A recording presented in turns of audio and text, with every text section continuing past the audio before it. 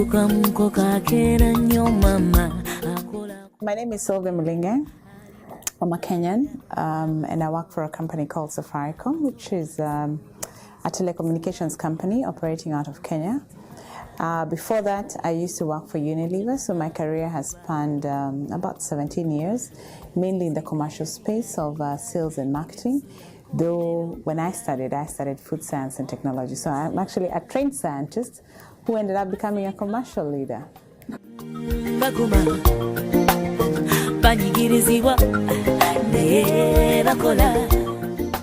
My decision to move into commercial was not really my decision, but I'm glad I was courageous enough to take it. As soon as I finished university, I had actually graduated with first-class honors in food science, and I was looking forward to a very illustrious career as working in the food industry, developing products, whether it's in the factory or in the quality space. But when I went for my management training interview in Unilever, after I'd gone through quite a number of sessions because they were quite grueling, what my assessment results revealed is that I had very strong competencies towards sales and marketing, and therefore when they took me on board, they encouraged me to explore that. So I've never really been trained as a sales or a marketing individual. Everything I've learned on the job, and then also probably that's where my gifting is, so I've been able to do well, and that's where I find myself 17 years later.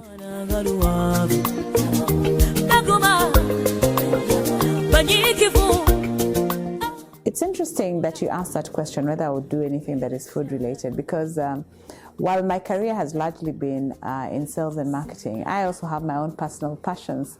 And about 2 years ago, I began my own little business, which is growing quite rapidly, and it's in the food sector, so in the dairy industry to be specific. So I'm leveraging what I learned then now, and I guess whoever said that you leave life forwards, but you connect the dots backward, knew what it is that they were saying, because I never thought I would apply what I had learned in university, but now I'm doing it in my own business. I think it enables me to be courageous. It enables me to venture into spaces that I'm probably uncomfortable. It enables me to believe that that life connects, that we all have a destiny that we are pursuing. And I think for me, so long as it feels right and I'm comfortable with it, I will definitely always pursue it. I always believe that as an individual, we have a given time here in this space that we call Earth, and I need to make sure that I fully maximize the God-given talents that I have been given to make sure that I impact society. I live for impact. And even in this whole dairy venture that I'm currently doing, I've said I've been able to create brands in Unilever, I've been able to create brands in Safaricom.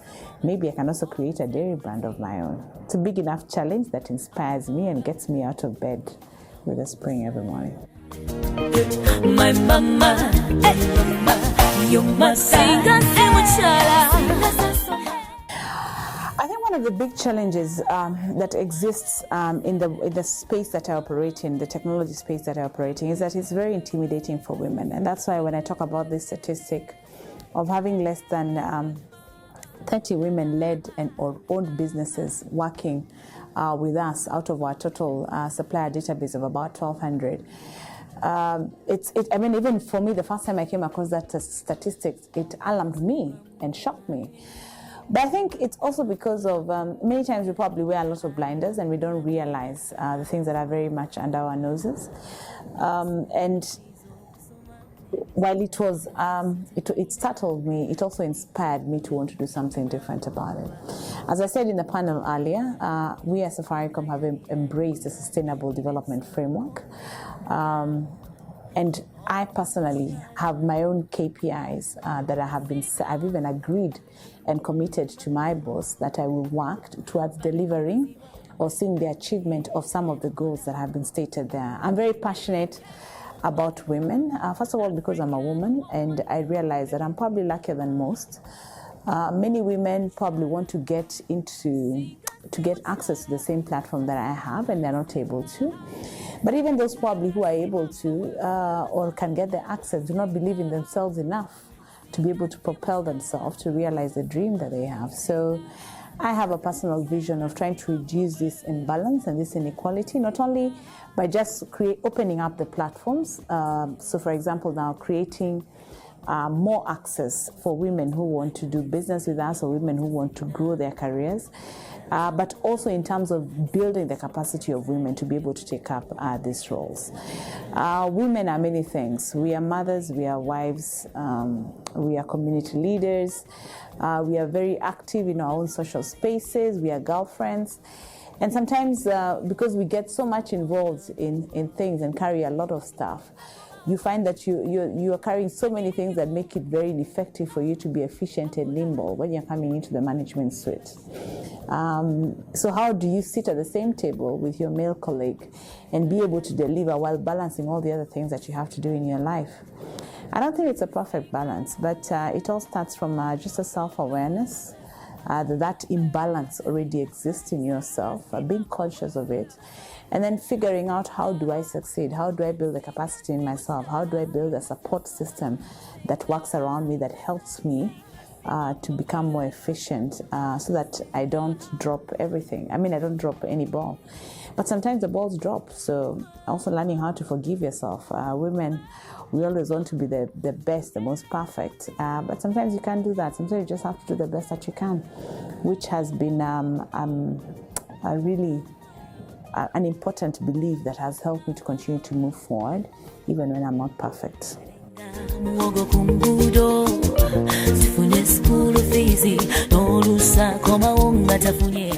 The theme for today's summit, Build for Africa, means it's very personal to me, because I'm a firm believer in Africa. When I look at the population, even just the economic metrics in terms of the size of the population, the size of the landmass we have, the access to the resources that we have, I think Africa can do much better and can actually become the world's breadbasket if we had a vision that unified us along the same.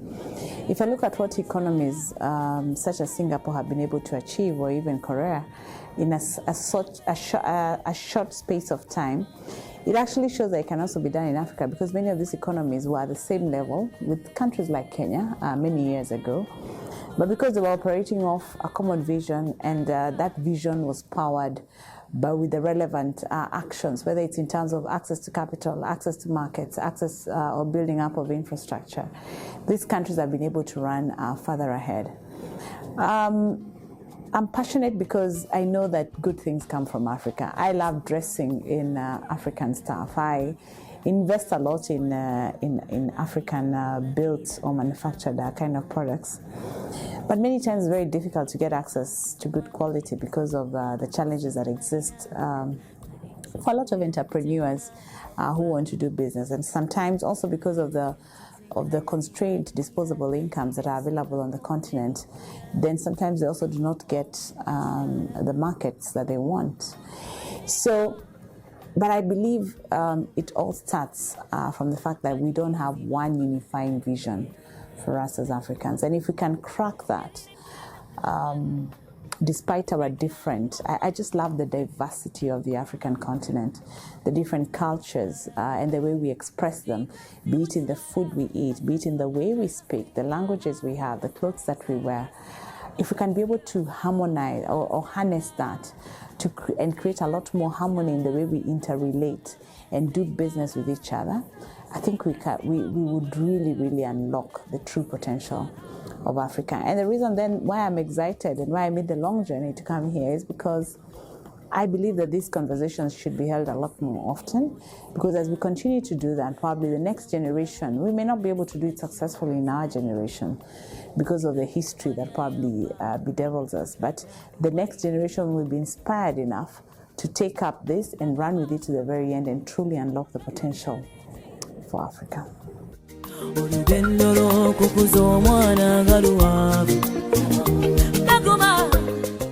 I think the biggest role that the diaspora has to play is in taking the wealth of the knowledge that they have collected from the markets or the places where they live, and making sure that wealth of knowledge comes back into the continent. It doesn't help if it doesn't help Africa if all the Africans who are supposed to be building Africa are all located overseas. I completely appreciate the need to have bigger exposure, more exposure, get more learnings. But I believe once you get that learning and you get that exposure, you need to bring that wealth of knowledge back into the continent. Because if you don't do that, who's going to invest in us?